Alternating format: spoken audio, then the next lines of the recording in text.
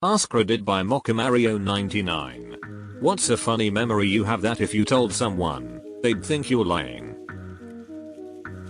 This was a couple years ago, but I pulled up to a stoplight, and another vehicle in the next lane also comes to a stop.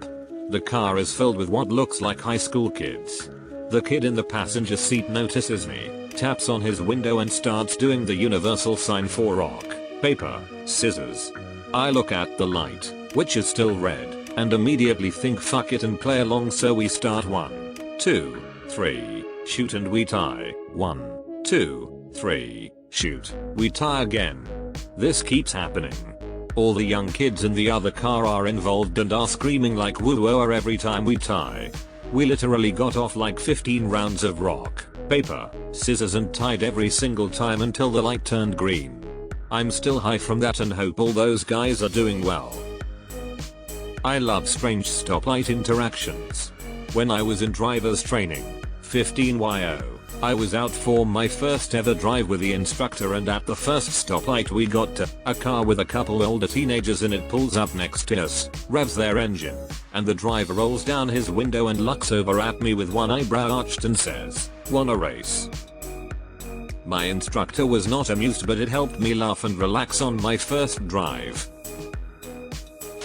I once checked in at a restaurant and gave the hostess my name to hold my slot. She then asked for my last name since the person below shared my first name. When I told her my last name, she looked at me like I was lying. The person below had my first and last name. She laughed and introduced us, and we took a pic. I've never met someone with my same first and last name since. Same exact thing happened to my dad, and we have a rare surname that nobody in my family has ever met anyone else with before.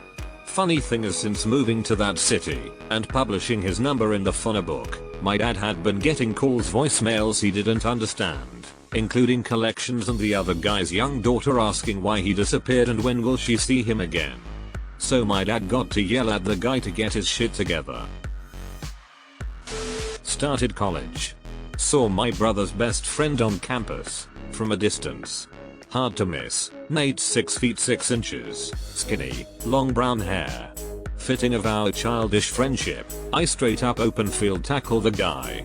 From behind. Blindsided. "It's not Nate. I apologize," and sheepishly run away. 3 hours later, a girlfriend from high school introduces her new boyfriend to a group of us. It's the guy I tackled. Danny. Super nice and forgiving guy. We've been friends for 15 years. That is 100% the way you make the best friends. Anybody that doesn't kick your ass immediately has to be cool. I was in elementary school, during recess, just kinda daydreaming and looking at some ravens flying overhead, when one of them suddenly took a nosedive, right into an open trash can. So of course I rush over there to check it out, but the raven was just gone out of nowhere. I was not the only peony who saw it though, another kid came rushing over as well, and that's how I met my best friend for the next 4 years. Come to find out your friend was the raven the entire time. I got stung by a platypus. Tried to conquer the tree state area again. Before my husband and I were married, but had been dating for a long while, I was watching Portlandia and bam, there's my husband on screen. Dumbfounded I called him and he casually said, "Oh yeah, I forgot about that. Is your husband Fred Armisen?" Got stuck in a bank for the night. When the bank is closed, you can still get to the ATM thanks to a security door. Once inside, the door decided to stop working. No phone, no emergency button. Just waited here 4 hours till someone in the street saw me trough the glass and called someone. Did you get stuck in there with Victoria's Secret supermodel Jill Goodacre? I went to see Mitch Hedberg do stand up. We stayed around a while hoping to see him leaving. He never materialized though, so my husband and I walked towards our car. As we were walking, we heard a woman yell from an alley, "Hey, Mitch Hedberg is back here signing autographs." We walked around a corner behind a scary old building. It was like 1 AM and pretty dark. There was Mitch Hedberg, no other fans. Just him and his wife, who had been the one to yell about autographs. He was very high and super lovey. He hugged my husband and me and told us what his fans mean to him. He took pictures of us for his scrapbook page online. He was also hilarious. We were just there behind a building at 1 AM with Mitch Hedberg and his wife laughing and hugging deep into the wee hours. When I tell people this they go silent and I'm not sure why. I figure they don't believe it. If it was any other comic I'd be skeptical, but this seems very much like the kind of thing he'd do. Just get all full of hugs and laugh. I was the brokest I have ever been, living in the middle of nowhere. I was pulling my last $20 out of a gas station ATM. I hit the button and it spit out $60. I was only charged $20 on my account. It sounds like such a tall tale, but I swear it happened. This is like a side plot of an episode of Frasier. Martin was using a bank ATM and it spit out an extra $40. He tries to return the $40, but due to a series of misunderstandings, ends up with a $10,000 payout. An eagle came for my face as a child. I was about 8. I ducked and it ended up grabbing my hair and taking some with it. I ran inside crying and told my mom. She didn't believe me, so I never told anyone else. I'm 22. Deleted. I had a pet hummingbird as a kid.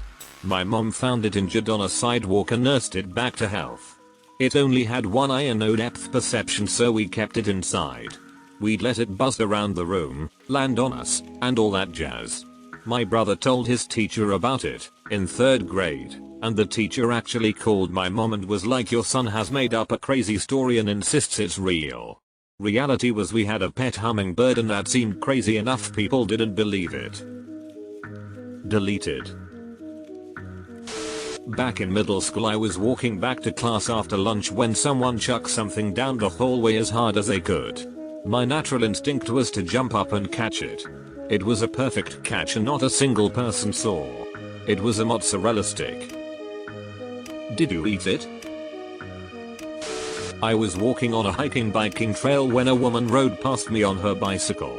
I yelled out, "Keep the pedal to the metal." Not 2 seconds later I hear an awful metallic noise and turn to see the poor woman's pedal mechanism had fallen apart. She told me, "You shouldn't have said that." I apologized profusely and asked if she needed any help. Naturally she didn't, not from me anyway. We apparently share a superpower. When I was a kid we were at a Christmas tree farm. They had a little train that took you around the farm. I was sitting at the front when I asked the driver if we could go off-roading. The train derailed a second later. The look the driver gave me when he asked what I had just said scared the crap out of me. Thought the dude was gonna knock out a 10-year-old. It's not really funny, but I shot a hole in one while golfing by myself when I was 16. It wasn't one of those beautiful arching shots, no. It was a worm burner that I thought ended up in a little stream behind the hole because it appeared to disappear off the back of the green. Looked for 20 minutes before just walking by the hole. I was playing 8-ball at a bar one night. I'm not very good, just play for fun. I'm on a slight winning streak. My next opponent racks them, and I break 8-ball, goes in on the break, so it's an automatic win. Dude refuses to leave the table, continues to put quarters in and racks again. I'm like, dude, you lost. There's like 8 people in line to play next. He's drunk and being stubborn and won't leave. So I break again, and the 8-ball drops again. Dude walks away without saying a word. I have to believe this because I've only ever pocketed the 8 on a break twice in my life, and both happened within the same week. In 2000 I was selling ecstasy in a club. I was very high and not very discreet about it. At the time, no club owner really cared, but it was tacky to be out in the open. I get grabbed by security, zipped into cuffs and stuffed out the side door. Pocket full of cash and drugs. I'm totally fucked. Cops have been called and are on their way. Janet, a friend of mine, saw me get thrown out and ran for her car, a Mitsubishi Eclipse. I'm standing there with one arsehole security who says he's a cop off duty. Janet pulls up, opens the door, and screams, "Get in, handcuffed." I jump in the car and the door slams as she hits the gas. Clean fucking getaway. I have been clean for 14 years. Thank God. Everyone deserves to have movie quality moment at some point in their lives. I tripped and fell at the same corner outside Subway 3 different times years apart and the same guy tried to catch me every single time. Edit. Okay, I keep getting loads of soulmate marriage comments, so to clarify, I was 7 the first time this happened. This was a grown man Mayo. Edit 2. This man is not a stalker or pedophile. Him and my mum would recognize each other because she was with me each time. Yes, he fell trying to catch me, but it was funny, so it's okay. And no, this was not the underground train type of Subway, I mean the sandwich shop. He did not work there, and no, he isn't homeless. Fuck's sake, getting a lot of the same BS comments, and no, he wasn't tripping me. We would be walking opposite directions, and no, his name isn't Robbie. Does tried mean that he failed every time? Because that's the bit I find the funniest. Like, not only is this guy there every time you fall, but he also constantly fucks up the save. Me being black does not mean I am good at basketball, I said before, lazily throwing the ball backwards over my head for a 3-pointer. Reminds me of a coach I had when playing basketball as a teenager. He was trying to explain the importance of watching where you're aiming while taking a layup. He was stood at the halfway line and said, if you aren't looking where you're throwing, it's got as much chance of going in as this. He then threw it backwards over his shoulder and straight in the net. It undercut his point a little bit, but at least it always stuck in my mind. My sister being bullied by a parrot calling her names. I dated a girl in high school who owned a parrot. The first time I came over to her house to have dinner with the family, it said, "Another one bites the dust," as soon as I walked in. Deleted.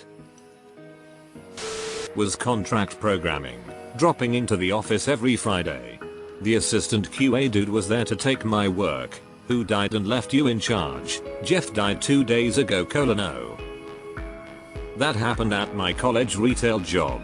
My horrible manager got the position because she was promoted from assistant manager when the previous manager died in a boating accident. I always wanted to say who died and left you, boss, but she was bad enough as it was.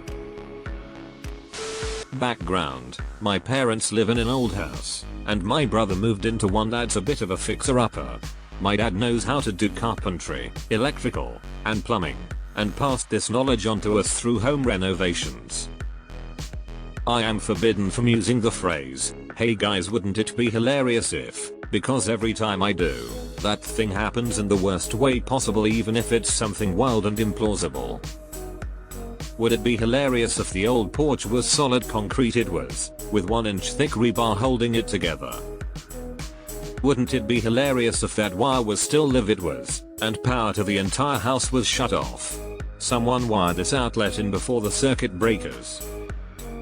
Wouldn't it be hilarious if that old pipe was full of water? Still, brother cut into it, water began gushing out. Wouldn't it be hilarious if this trellis was holding up the entire wall began rapidly sagging down because the damn trellis was structurally integral? Can you reply to me and say, wouldn't it be hilarious if I won the lottery, please? In college I was walking to class and a thunderstorm hit, but I had just gotten a girlfriend and I was in the best mood of my life, so I was just getting soaked and smiling from ear to ear. A guy walked by with an umbrella. I smiled at him and said hi. He took down his umbrella and got soaked with me, and we proceeded to talk about how moments like these are what makes life magical. If only we let ourselves experience them. 20-minute conversation later, the storm stopped and we went our separate ways. My new girlfriend, a cognitive science major, saw me and ran over to me. She said, "Why didn't you call me? You know Oliver Sacks is one of my heroes." Me. That was Oliver Sacks? Apparently he was a speaker that night for a neuroscience conference.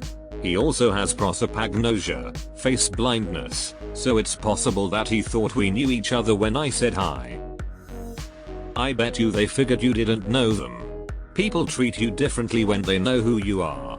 I grew up with a dad in the MLB my whole life. 24 and still coaching, and once people I'm college found out, they would treat me different. I bet he was just happy to have a good genuine conversation like that with someone. When I was teaching first period in HS, a cop was in front of me at 7/11. The cashier couldn't break his $50, so I paid for his coffee with my stuff. He thanked me, we jabbed about me being late to school, and I noticed the tattoo on his neck, and we joked about bad decisions. 2 weeks later I get caught in a speed trap and who sticks his head in my window. And he went, "Coffee girl," and I went tad neck and got let off with a finger shake. For some reason when I read finger shake I imagined him holding out his finger and you shaking it like a handshake. I once threw a ball for my dog and it landed on his head, rolled perfectly down his spine and off his tail. And X200B. Edited for grammar. My doctor asked me once if I'd had a digital rectal exam yet. I responded, "Sure. They are digital now." Then I looked over to see him lubing his digits. That made me genuinely chuckle. When I was a kid, probably 13 or so, I came home from school one day and I swung my key around on the lanyard and threw it at the door, because I was ninja fighting something invisible that'd be vulnerable to a single key on a string. The key actually hit the keyhole and just plopped in there. I was alone, so nobody would ever know that I actually was a ninja. Nobody has ever believed me, except my wife, but she didn't care at all. I don't work as a ninja today, unfortunately. Not that I remember it personally, but I was born in a helicopter on Christmas. When I was a kid I used to say I was twins with Jesus because we came from above on the same day. I don't mention it unless someone asks because I know it sounds insane. Sounds believable, just really unique circumstances. Deleted. You wouldn't know her, she goes to another school. Grandfather had taught me to shoot. One day a coyote that had been harassing and injured a dog on the farm showed up 1/3 of a mile downhill from the farmhouse. Grandpa throws me the rifle and tells me to take a shot.